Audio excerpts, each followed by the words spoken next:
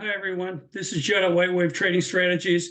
I'd like to talk to you about a recent trade setup we had in the gold. A couple of things at White Wave. I create a price template across currencies, different commodities, world bond markets, equity markets. And I use these sheets, as I call them, to come up with longer term projections. And in 2021, I came up with a target of 2,500, give or take a couple of bucks, as an eventual long-term swing count for front month gold. So in February, we were looking for, at least I was looking for another low. So let me show it to you on a bar chart first, and then I'm going to show you how we confirm trades.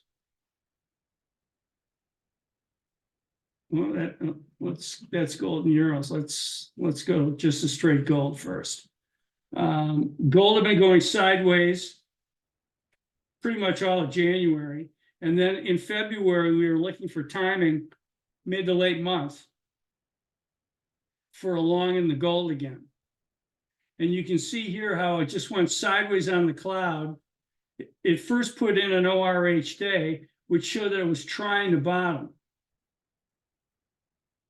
And then it came back down to a Wednesday low. And the next day, Thursday, Friday, it held and just started going. And that was the start of a very large rally. I mean, there were a couple of people in the room that actually bought them the week before. And it just stayed long, and just above 2,000. Now, when this trade started, I was only looking for $40. So this gets into what you're looking for when you do a trade. I knew what the risk was to be long. And I had a trigger to get long, and I'm going to show you a couple of those in a second. But it came down here to this bottom of this point and figure and this green balance line on the cloud. This isn't a perfect channel line. The channel lines I draw just give you a sense of where the market is. I don't trade the channel line per se. Now this point and figure goes back to, if I kept spreading it out, it goes back to almost $1,200 in gold. So there's a lot of data there. So it goes back a long ways. This is a 100 by 3 point and figure. So what I was originally looking for at the bottom of this end of this balance line, I was originally looking for $40. I figured that was good for $40. Well, it just, this never backed off, and it just kept on going. Now, let me show you what it looked like.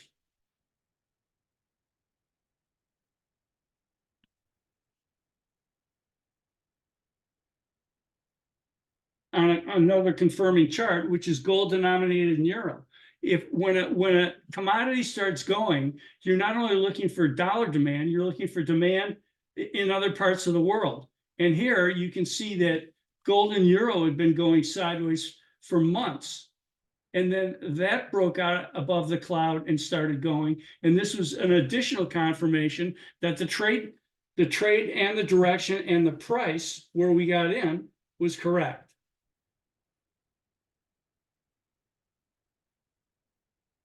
Now, that's not the only currency. And gold I follow yuan, yen, Aussie, Swiss. So I'll go through all of these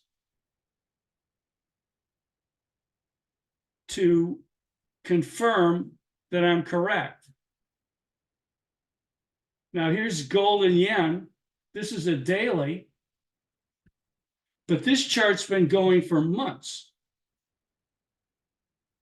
And this broke out in 2018, and it's still going up. So this is, as the yen devalues, the gold goes higher in yen terms. And I have timing at the end of this month that I'm looking in the end of this week, going in the beginning of next, that I'm looking for the goal to back and fill again, and to be out of near-term longs. Unless I start seeing higher highs above, say, 2440, I think it's going to have a real problem trying to get to 2500. So when it gets very close to a long-term target like this, you have to tighten up your risk and have a really good trailing stop to see if you can keep riding the ride. And if you want to use a point and figure for that, right now you're looking at 2385. So if it starts closing or sustains price below 2385, it's going to come down again. Now, you know, I'm not using an average true range. I'm not using Bollinger Bands. I'm not using all this stuff that people try to foist on you to tell you that that's how they figure things out. It's bad voodoo. I'll tell you that right now. And it's not accurate. So that's one of our most recent trades. I think the next time I'll go over a few of the S&P trades we've been doing. But we don't trade for ticks. At White Wave, you know, if we're in the S&Ps, we're not looking for a move under 20 to 25 points, or we don't even talk about it. You want to trade less and capture more. Who do you want to be rich, you or your clearing firm? Okay, so if you want to try and find out what we're all about, just go to whitewavetradingstrategies.com, put in your name and an email, and you'll automatically be put into a distribution list. You can read what I write. I write once or twice a day. I'm not writing a book. I only write a couple of sentences, put out a couple of charts, and that's it. The bulk of the work I do is in a live room every day, and you will get an invitation to that as well.